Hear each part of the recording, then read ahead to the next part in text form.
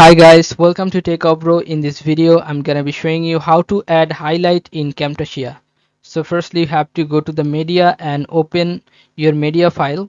Then you have to left click and hold for 1 second, then drag it to the timeline. This is timeline, okay.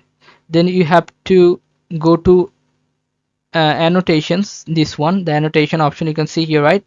Click on this and you can see here the drop option, which is spatial. You can see, click on this and you'll find here the highlight icon.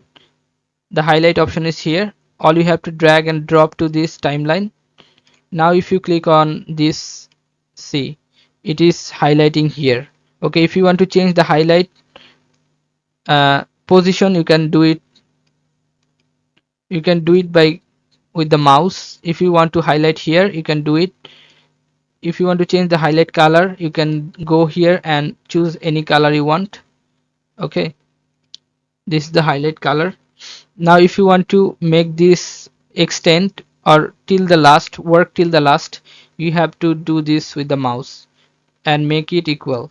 So if you click on this, it will not go on, it will remain till the last with the video.